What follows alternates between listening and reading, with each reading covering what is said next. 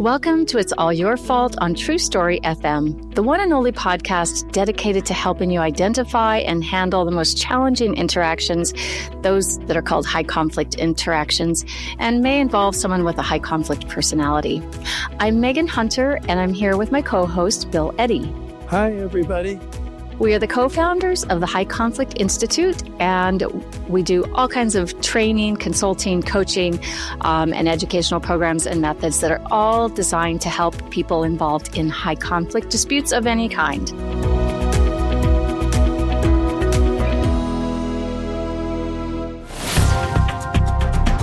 So today we're joined by a very wonderful colleague, and we're very excited about this. Her name is Kara Rubenstein Deyerin. Hi. Kara is I've known for a couple of years, and very pleased to get to know you. And we're really happy that you're on the podcast today. We're going to be talking about surprise DNA or DNA surprises. And I'm sure most people are going to wonder what that is, because it's not something that I think a lot of people really have exposure to until it happens to them. So let's talk about who you are first. You are the founder of an organization called Right to Know, and a non-practicing attorney with an LLM in taxation and a master's in trade and investment policy. In January 2018, you wanted to see where in Africa your father's family came from. So you took an over-the-counter DNA test that revealed you were 50% something, but had zero African DNA. This meant that the man named on your birth certificate couldn't possibly be your genetic father. And you lost your ethnic identity with the click of a mouse, and then discovered you were 50% Jewish. The DNA Pandora's box you opened led to an identity crisis, and because there were few resources for people with misattributed parentage and a lack of legal rights, you founded Right to Know and have become the leading advocate for genetic identity rights and people impacted by misattributed parentage. You've appeared on lots of podcasts, multiple interviews and articles, and a frequent speaker on your DNA surprise, the Right to Know, and the complex intersection of genetic information, identity, and family dynamics. So, welcome. And I have to say, I was so surprised when I first came to your conference. And I think it was it was the inaugural conference in Kentucky, was it? Louisville. That's right, Louisville.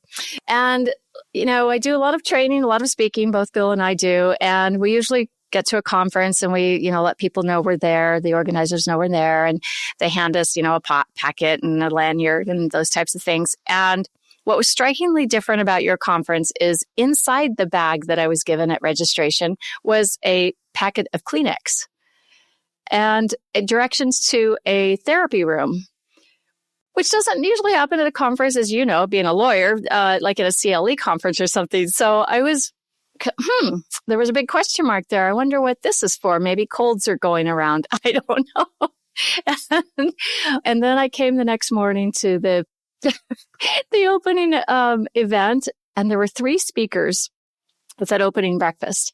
And the first one told this story of how her life had been impacted when discovering that her father wasn't her genetic father.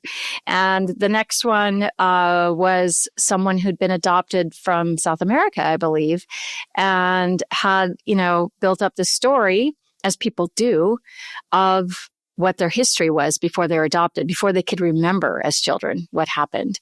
And then it turned out that was all kind of mixed up and upside down. And then the third one, they were equally interesting, but I tell you, it was salacious. The third one was a young lady who found out she had, I don't know, was it 30-some siblings, maybe 40? And there were already some sniffles in the room. And then as the conference went on and I learned more about the people who were there and some of the terminology around it, it was really, you start to understand the Kleenex, the tissues. So then I came back on year 2 and I was even more excited because my background is I'm adopted and I had those fantasies in my mind growing up of who your birth families are. And what must have happened. And there's kind of a whole fantasy associated with it. And I was one of the lucky ones who was always told that I was adopted, which I'm really grateful for, because there's many who are not. And it's a big surprise to them. So I was very excited to come back the second year, which was in Denver. And you had kind of a new format. And there were people walking around with T-shirts on, a few and matching T-shirts that said like 67, meaning they had 67 siblings. Yeah. They have 110 now. 110. Oh, goodness. So this is the kind of conference this is. And it's the most palpable conference, I guess. It's visceral. You can feel there's so much. So the first morning that I sat down at a table at breakfast, and the one lady at my table, sitting alone, and I asked her, kind of why she was there. And she said, what I found to be true throughout that conference was that during the pandemic, a lot of people took DNA tests, 23andMe, Ancestry.com, those kinds of things. And at age maybe 57, discovered that dad wasn't dad.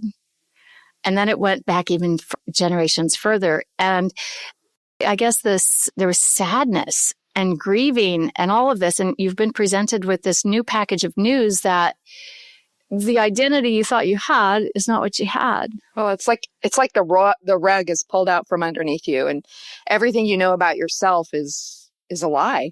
And there's two distinct ways people travel this path. People like you who grow up knowing they have different genetic family out there, and then people who have a surprise. And that surprise part often entails a sense of betrayal about who you think you are. And then we get into the same space you are. Well, who the heck am I then? Who am I related to? And it's a lot to process. It is. Tell us a little bit more about your story first. It's pretty fascinating. I grew up thinking I was half Black, and that was my lived history for 44 years. And I do remember once when I was a little girl sort of looking at the picture of my mom and dad thinking, well, if you try to be colorblind, maybe I look like the two of them. But you believe your parents. You believe the people that you're supposed to trust the most in this world, which is your parents. And so I believe them that that my dad, Kenny, was my dad. We call that your birth certificate father. And even when I asked him, I said, Dad, I want to know where in Africa, where these 3 slave brothers were from. Let's do this test. And his only hesitation was, they've done bad things to our people in the past with medical testing. So I don't know how I feel about this. Neither of us expected the results that we got. Wow. So you were not at all Black, not at all African, and you were 50% Jewish. When you get those news, it's kind of like when Kennedy was shot or the space shuttle blew up. If you ask anybody who's had a DNA surprise, I guarantee you they can tell you that moment that they figured out that they weren't related to one or both their parents. So in my case, I had what we call an NPE, or a non-paternal event, right? And that means the man on your birth certificate, or the man who you think is your father who's raised you, isn't. But sometimes people also find out their mom isn't their mom if they're a late discovery adoptee, or if they're egg donor conceived or embryo donor conceived. So there's a lot of these discoveries happening. We think we make up at least 10% of the population. Wow. Wow.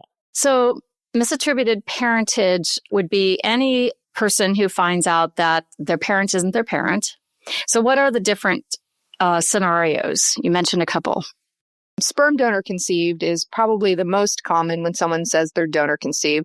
And we wish that the assisted reproduction community had learned from the adoption community, because back in the day, 50 years ago, if you adopted a child and they kind of looked like you, they were told, well, don't tell. And eventually, through studies, the mental health community said, no, this is not a good idea. People need to know when they're not related to the people raising them, because you don't have what's called genetic mirroring. And that's where you see your physical traits, your personality traits reflected in the people around you. And if it's not reflected by the people around you, you think something's wrong with you. I mean, I remember my mom saying in second grade, I can't do math with you anymore. Where do you come from? I started my first nonprofit in middle school, and she just was like, I don't know where this comes from. And it turns out that my genetic father was a philanthropist and had started many nonprofits and graduated from the University of Washington when he was 17. So genetics is strong. Genetics are very strong. And I mean, even in my case, I know my genetic families now on both sides. And the longer I'm around them, and I've known them probably 25 years at this point, there's surprises all the time. Oh, I do that. Oh, that's where that comes from. And you just see how strong the genetics are. And I guess there's probably a commonality between all of us who are not being raised by the people who gave birth to us. And I kind of think it goes to such a cellular level. Do you hear that from people? Absolutely. I think we have this innate drive to want to know where we come from, what our roots are. And when we get around people who are genetically related to us, we see those synchronicities, and they go beyond, brown eyes and black curly hair, right? They're your 60% of your ability to read well, if you're going to have any reading disabilities, is from your genetics. So there's a lot of different things that we're finally discovering are actually related to genetics, and it's the thing that's going to impact you the most of who you are. So it's a big deal to not know, I call it your blueprint, to not have your blueprint for like where you come from. And I think if you know that information, I mean, we haven't even talked about medical history, right? Knowing your medical history is key these days, and you mimic your health after your parents. So if your parents have issues with their heart, you're careful with that. But what if that's the wrong thing? So it's crucial to know where you come from. I wanted to mention, I saw a program about a year ago, and I'm sure you've heard of this. I don't remember the name of it, but it was about a guy from the Netherlands who was a sperm donor for something like 3,000 children. He broke the rules. You're not supposed to have more than 10, I think. And so there's a big to-do about that. That's the biggest case in history as far as people know. But they raised an interesting thing that you may be able to explain more. Said that they look a little like each other, and that looking like somebody is appealing, and that there's a risk of them being attracted to each other and becoming a couple and having their own kids without necessarily knowing that there's 3,000 that have this one father, sperm donor. So I don't know if you know about that or if you have thoughts about that. Sure, you're talking about the sperminator. Okay. He does things privately, so you can go to a clinic and purchase sperm in the United States. It's not regulated in the United States. So that 10-person family limit, that's in Australia and in the EU and in the UK. But in the United States, we don't have a limit on the number of children that can be created by a sperm donor. And check out one donation, one time of submitting your specimen, they can divide it into up to 20 straws. So just one donation can be used to make 20 children. Now, obviously, the rates of success aren't 100%, but still, we absolutely need limits on the number of families for the reasons that you just outlined.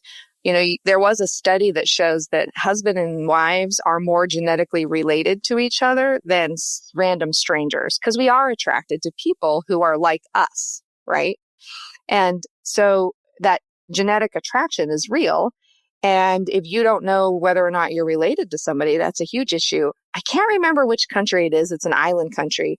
They actually have an app on their watch that if they're going to date, they check the app out to make sure that they're not genetically related to, who they're dating before they even start the relationship, because you don't want that to happen. I suppose on an island that's smaller, there might be a bigger chance of doing that. But I remember one of those first three people I talked about it from the first conference, the gal that found out she had so many siblings, she discovered she was dating her sibling, half sibling. Mm-hmm. Yeah. And that was, I think, in Los Angeles, a huge, huge city. So, I mean, the odds seem like they might be small, but I think you're onto something there, Bill. Yeah. And they don't ship that sperm far. Oh, I suppose. Yeah, that makes sense.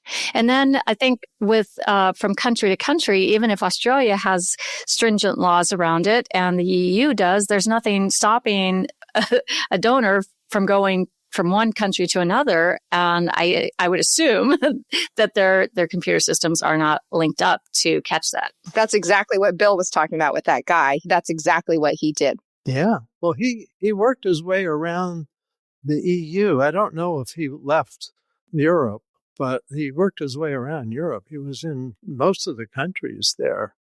And people, apparently kids, I think when he started, this program came out about, they're like between around 10, 11, 12, 13, and occasionally starting to meet people that look like each other. I mean, I hope they all know to keep their eyes out, that that's where they came from. But I don't know, a lot of parents probably don't mention that, dad was a sperm donor. That's what I was saying, that, in the adoption world, now people are told to tell their children that they're adopted from a young age. And they're just now shifting in assisted reproduction, saying you need to tell. But that's still, if you look at some of the recent studies, it's less than 50% are telling. So a lot of people aren't knowing.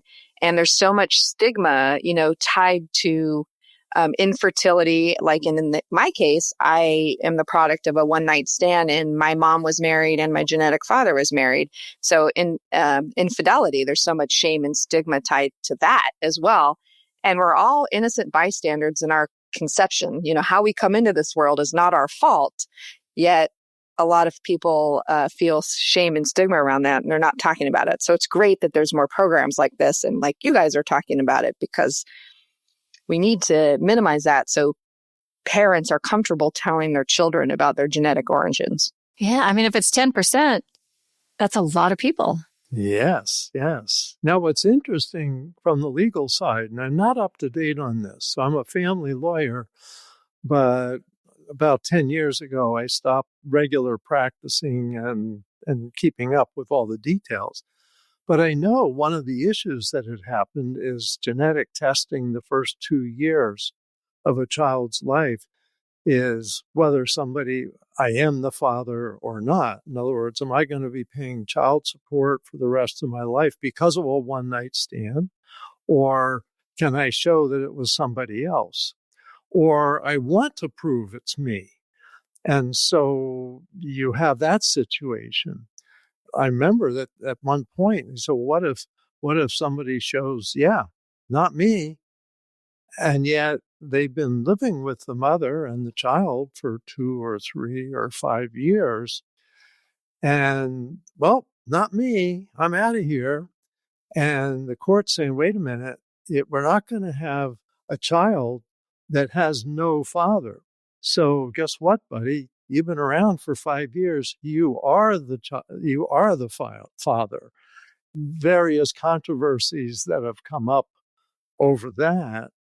And I might mention, actually, I give an example of a case I had. It was a mediation case. Somehow there had been some separation and then reconciliation, but apparently a child was conceived during the separation. But mom didn't mention that. And so dad was, is this my child or not? So, oh, of course it's your child. Well, he said, we got some testing and it's not his child. And that was a really big moment in the mediation is he going to have a parent relationship with that child, or is he going to say, that's it, I'm out of here. I'm only responsible for the one I know I'm responsible for. So you get those kinds of questions, but the legal questions are just things I never thought of, like not having a parent. I mean, I think, Bill, the issue is that, and the courts are really behind on this, it's somewhat antiquated, in my opinion. Kids have the capacity to love multiple parents. So it's not hard for kids to distinguish between, this is my dad who's raising me. And people always ask me, who's the real parent? And I always say the real parent is the person who's, there for the child, regardless of genetics. They're the person, kissing your boo-boos when you fall off your bike and reading you a good night, story. But that doesn't mean that child can't also have a genetic parent out there or grandparent that they also see. I mean, we have multiple sets of grandparents. And so I hope that the courts get to the space where they can kind of expand the concept of families to embrace all these different unique and beautiful ways that we can build a family. For me, one of the key issues was I want my birth certificate to accurately reflect who my parentage is. So when my great-great-grandchildren get that assignment in elementary school where you have to build that family tree, which is really hard for a lot of kids. I'm sure Megan can, talk about that because, I want it to be the truth. And the problem is in courts, we use the birth certificate for who's legally responsible. And it doesn't matter about genetics, right? Because when a child's adopted, they seal the original birth certificate and then they put a fictitious thing on there that, these two people gave birth to that child who adopted that person, and they didn't. And so I would love to see a birth certificate that had genetic parents on there, as well as the parents who are legally responsible. So we never are erasing people's identity. And then when you're doing research, that way the birth certificate can serve both purposes. When you're doing family research, you can clearly identify, who your parents are, because this is so traumatic. And I have people who reach out to Right to Know who find out their grandparents aren't their grandparents, and they're still suffering from, like, that means I'm not, I thought I was Scottish and I'm associated with that. And my last name now is not right, even though it's a couple generations away. And it's not just those people who are making the discovery. It's also the family members that we grew up with, like in my case, since I'm the product of infidelity, when people talk about my father, my genetic father, their perception of him has now changed because now everybody knows that he's had a one-night stand with somebody and nobody ever thought that he was that type of person. So it impacts how people perceive each other and their families. It impacts the family you grow up in. It impacts the family you're reaching out. And these can be really hard conversations to have. Oh, it's really tricky. And, going back to the gal I met last year, the first person at the conference in Denver, she thought she was, I can't remember which culture, but let's say Scottish, right? And just very proud. I think it was Czechoslovakian, and just had this proud heritage and everything associated with it. And now I think her mother had passed and her dad was still alive but has, a disease, a debilitating disease that comes with age. And so there's no way she could talk to him about it, but she felt so devastated. And I guess that's where I'd kind of like to go with this conversation is, there's a pretty wide range of emotions you go through when you find out that you have this misattributed parentage. This person is not your parent and this culture is not yours. And I think maybe from the outside, people may think that, oh, what's the big deal? Now you have new facts, you have new information, so just adapt and adjust. But it's so, I think, everything you've experienced in your life has been this way, and now suddenly it's this way, and there's a huge sense of loss. Well, I have a question about that, actually, for both of you. So the grieving process, healing and grieving process you go through, is that something that, you went through for a year or two, and then it's really been an acceptance? Or is this something that you go through in a lifetime where it's off and then you're kind of adapting again and again? I mean, I will tell you this, that you think it's something you're going to get through.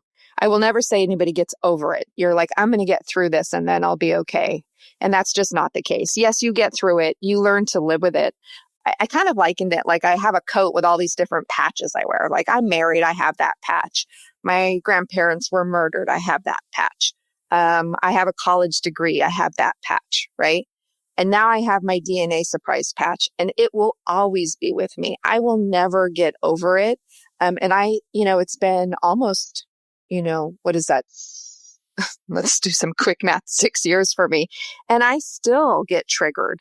I still have moments where I have to process through and really think about why I'm feeling like I am. And sometimes they're really small things like watching a Disney movie or something, So no, it's a lifetime experience.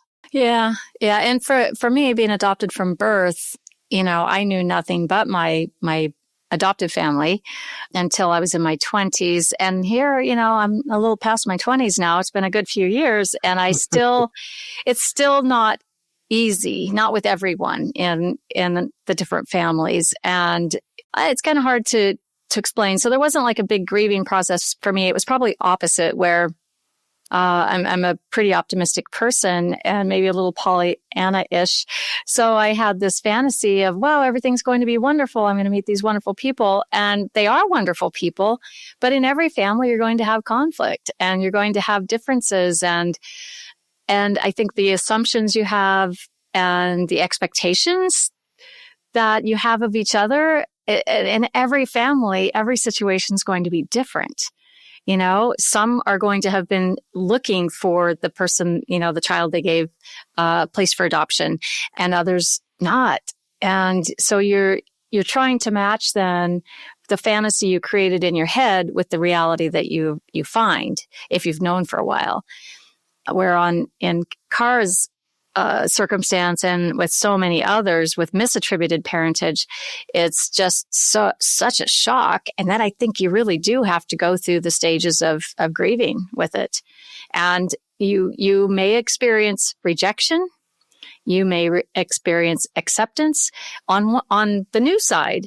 And then back on the old side, they may not be very comfortable with that. So there's a lot of things to navigate. So that's, I think, what would be really fascinating to hear from you, Kara, is what you're hearing from the families you're helping and individuals you're helping about what's the opportunity for conflict at the reunion. Opportunity? Told you I was Pollyanna-ish. I mean, the rejection is really hard, but I think that's true for people who grow up knowing they have different parents. And then those of us who have a surprise, once you start in that reunion space, we're all in the same boat. And, you know, I was rejected from the family that I grew up with because now we weren't related by blood. And, you know, it's a lot to process, and you kind of feel alone in that space. And you're having these difficult conversations. I mean, I had to sit down and tell my dad that he wasn't my dad because I don't have a good poker face. And I would think things would start to come out of my mouth when I was with him, like, I can't sing like you. Oh, wait. And I would kind of choke on it because I'm like, oh, wait, that's not true anymore. So I knew I had to tell him. And these are hard conversations that you have to have. And you don't know if the person, I mean, if it's somebody you grew up with, you know, they might have a high conflict personality, but the people that you're reaching out to, you don't know that about them. You don't know what you're jumping into. And so our biggest advice is to go extremely slow, which is really hard because you have all these expectations like you were talking about, Megan, like your ghost kingdom. We all create that space of what we imagine our genetic family will be like, our mother or our father or grandma or whomever it is in our fantasies. And, you know, reality is often very different. So there is that disappointment there, and you just can't get enough. I actually recently, my dad who raised me died, but he just had a new son pop up. So he had a son that had been relinquished for adoption. And when we met for the first time, it was so intense, and I'm not even related to this person, but he couldn't get enough information. And I knew exactly what he felt like because you have a hole. There's this hole now that's been created in you or that you grew up with because you didn't know those people and you're just trying to fill it. And it took me a number of years to realize that no matter how many stories I hear, my genetic father's deceased. I won't get the chance to meet him.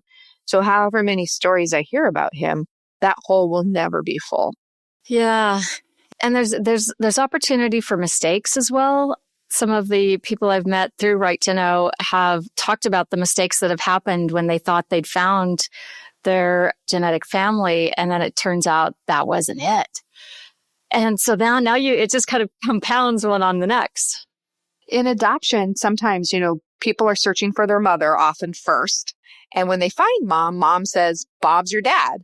And so they go find Bob and they meet Bob and they develop a relationship with Bob. And then they are sucked into the Lederhosen kilt commercial, or somebody gets that for them for Christmas, and they find out Bob's not their dad. So there's a lot of adoptees who also have an NPE later. And then I've heard of that with donors too, because when someone donates sperm, they're going to be donor 456, right? And the moms have that printout. Oh, we use donor 456. And the clinics will often put the siblings together. And then sometime later, they may identify who donor 456 is, not through a DNA test. And then they do a DNA test. And some of those kids really didn't get donor 456 like mom thought. Wow. So from the child's perspective, whether you're, you've reached an age of maturity and you're taking this on board, what's the experience? I mean, it's. I know from my own experience, mine was no surprise, but I just can't imagine what that's like to just suddenly, like you said, have that rug pulled out from under you. Well, the number one thing people use, the number one word, we did a study with more than 600 respondents, and it was shock. But then the second one was validation, because everyone felt like that Sesame Street song, which one of these is not like the other. You kind of felt a little bit different. I've tried to find the words to explain it to people, and the only thing that I've come close, I have 3 children, 3 boys, and we were at a water park, an amusement park, when my sons were like 4 and 2. And my 2-year-old disappeared. And the moment that I realized he disappeared, my heart sank. My world stopped spinning. And that's what it feels like when you have a DNA surprise. It's like a death in the family almost. An immediate surprised death, not one you're expecting. Yeah. And then there's not a playbook for this.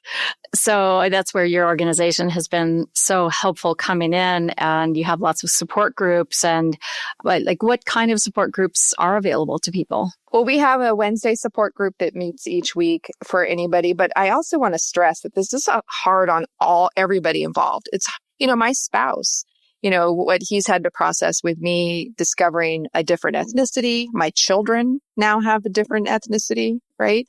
And then there was a woman who reached out to our hotline. Her father, she was his raised child. He had donated sperm for years, and all of a sudden she had 30 siblings reaching out to her, right? And so this impacts so many different people in the family that we are not even thinking about the ripple effects. And so we are here for the parents, we're here for the siblings, we're here for anybody impacted by what I would call loss of genetic continuity and how that impacts them. For some people, it's not as large of an impact, and for other people, it's a huge impact. And we have lots of different educational resources. On our website, we have like a fillable medical history form. We have steps for reunion. We have sample letters when you're reaching out to people, because that is such a scary thing to do, to put yourself out there when you reach out to your genetic family for the first time. And anybody listening, I hope people understand that, we're reaching out to learn more about who we are, to learn about our medical history. That's all that we're asking. That's where I started. I never anticipated I would ever meet anyone from my genetic families. And I thought, I just want to know medical information. That's probably what my brain was saying. But I think my heart underneath that, obviously, you're always wanting to know. It's always a space that's unfilled.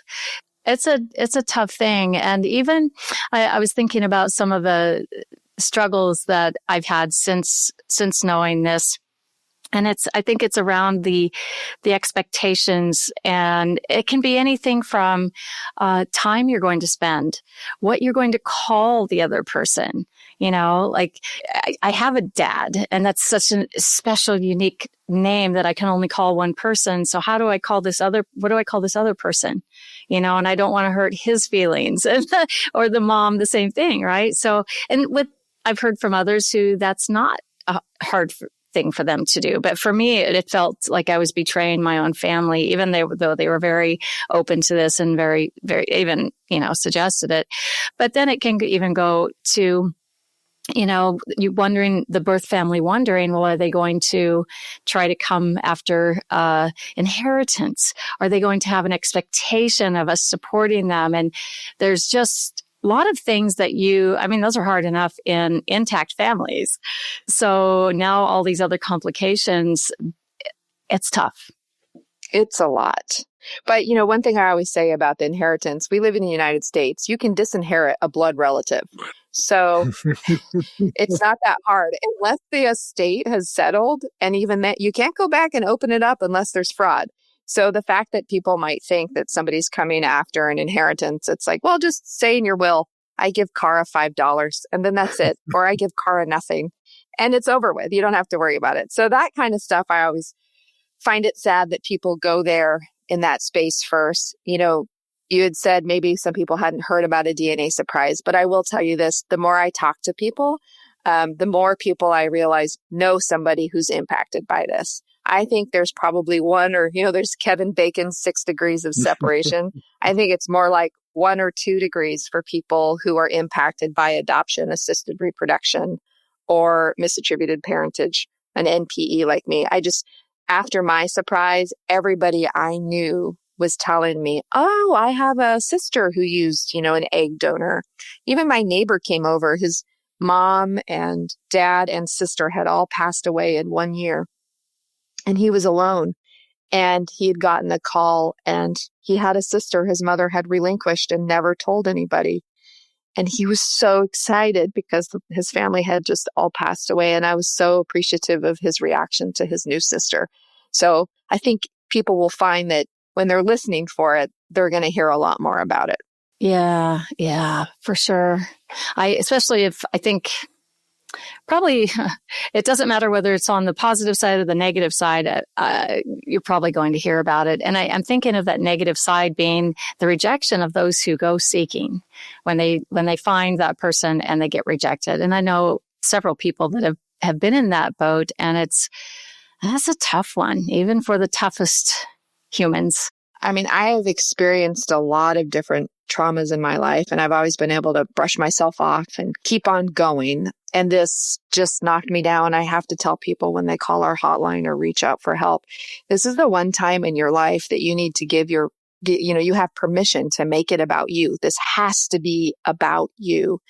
And my raising family rejected me, and then also my new genetic family. And every time I would reach out, I would have to give myself some space and time to be ready for the possibility of further rejection, because it can be a lot to realize that it's really not about you, even though you feel that way in the moment, that it's really about where the people are that you're reaching out to.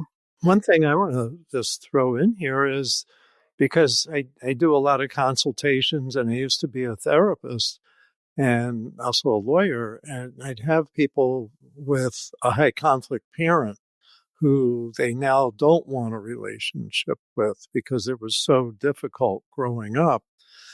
And one thing that I believe in, and I say a lot, is, well, you're an adult, you can choose your family now. You can choose who you're going to be around, who you're going to spend time with, etc. But I wondered your opinion. Is that a healthy thing to say? Is that one of those good things? Or maybe I shouldn't be saying that. Any thoughts? And this is a different context because they usually are blood relatives. But yet, I think the implications of this for society are, what really is a parent? What really is a family? And I just wondered if you had thoughts on that. Yeah, I do. I mean, I think we all know what we think family should be, right? And like I said, with a real parent, it's that person who puts the child's interests first. I mean, my oldest child is 23 years old, and for the rest of, I am his parent. And even when he's 40 and I'm 66, he will be first. His interests have to come first because I'm the parent and he's the child. And so we know what family should be. And if somebody isn't part of a healthy family environment, we do need to create very strong boundaries. And I think in these spaces, there's a lot of high conflict personalities, I think, especially for the moms. And I don't know if that's a product of environment, with the shame and stigma of how the child was conceived, maybe an assault, again, maybe infertility, maybe infidelity, and we've come a long way as a female and female sexuality in the United States. But still, if a woman doesn't know who the father is because she's had sexual relations with multiple people, or she's been unfaithful to her husband, there's a lot of stigma and blame on that. And we don't talk about those situations. And, that also, secrets fester. So when you fast forward 30 years, the mom has been holding that secret for so long. And that's done things to her psyche in a way that sometimes it's hard to move forward from. So I think it's really important family is who you invite in. And we have to set those boundaries so we can have healthy relationships. I really like that. Family is who you invite in. Yeah, I'm writing that down. It's just so fascinating. I could talk about this all day, but I'll ask this last question. Do you find that people who have a DNA surprise wish that they hadn't known? That's a very good question. I get asked that a lot because I work sometimes with genealogists or people who know a family secret and they're like, should I tell? Right? In our studies, 95% said they were glad they knew the truth. That's a really high statistic, 95%. I'm surprised. Yeah. And as much as I know it upended my life, my sense of self, everything makes so much more sense to me. And I would never want to go back living in the fog, living in secret. I'm not a secret, and I have the right to know who I am. And so I hope people feel comfort in knowing that 95% of the people are really glad they know the truth. And there's very rarely do you get a statistic like that high, right? Yeah, that's interesting. And I guess some of that may come from things now make sense. Why I do this thing is because of this. And I know for me, some of my more, both positive and negative attributes that I've become aware of, I realize now maybe that some of it was genetic. It's not your fault. It's not my fault. All right. Yeah. And I think there is some comfort in that. And as long as you're aware of it and you're, taking steps to, if it's a negative thing, to make it, to turn that around, then great. But yeah, there's some relief. It's kind of like when you have had a medical issue for quite a while and then, finally get a diagnosis after not being able to figure it out for a long time. There's some relief, even if it's not a nice diagnosis. So positive or negative, now you know the truth and you can move forward with that truth. Yeah. So, well, any last thoughts or words of encouragement for those of our listeners who may have experienced something like this? I will just say for me, I thought I was a unicorn and I thought I was alone. And telling my story, sharing my story, and talking to other people who have had a similar experience has really helped me move forward in my healing process. So I hope people understand they're not alone if they're experiencing this or impacted by it. And it really does help to reach out. There's plenty of online Facebook groups now that support all different aspects of these discoveries. We have our conference, which will be in Atlanta in March of 2026, the Untangling Our Roots conference. But there's lots of organizations out there and plenty of spaces to meet people. And so I would encourage anyone impacted by this to reach out and know that they're not alone. Excellent. Well said. So we'll put your website and the conference and all of that in the show notes for anyone who wants to find you. And I would assume you're putting tissues in the packets again for this year's conference. Absolutely. Every year. And we do a quiet room too with a therapist because it's a lot when you come to those spaces. So we need to have those spaces to help us heal. Oh, there's not a dry eye in those rooms. It's just, you just feel it. It's like there's a vibe that's, I don't know if people who've never experienced something like this would feel it. I'm sure they would. Okay, but I know we're wrapping up, but I will just say we had a woman who came with her friend to support her coming. And it was probably one of the best bits of feedback that we got. She just said it changed. She hasn't had a surprise. She's not adopted or donor conceived or had an NPE. She's not a parent. She's not a spouse or a sibling. She was just a friend coming along, and bless her for doing that, right? That was great that she was supporting her friend who didn't want to come alone. But she said for her, it was a life-changing experience. So that was amazing feedback. I'm not surprised. So what's your website? It's www.righttoknow.us and it's untanglingourroots.org for the conference. For the conference. All right. We'll put those in the show notes. Thank you, Kara, for being here. Really grateful. And keep up the good work. I will not be surprised to see your organization grow like crazy over the coming years.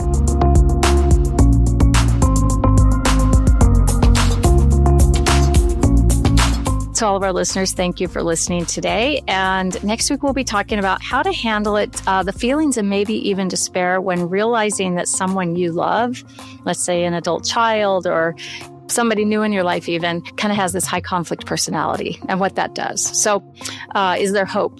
What can you do and what should you do? In the meantime, send your questions to podcast@highconflictinstitute.com or send them to highconflictinstitute.com/podcast. In the meantime, keep listening and learning, keep practicing the skills while we all try to keep the conflict small and find the missing piece. It's All Your Fault is a production of True Story FM. Engineering by Andy Nelson. Music by Wolf Samuels, John Coggins, and Ziv Moran. Find the show notes, and transcripts at truestory.fm or highconflictinstitute.com/podcast. If your podcast app allows ratings and reviews, please consider doing that for our show.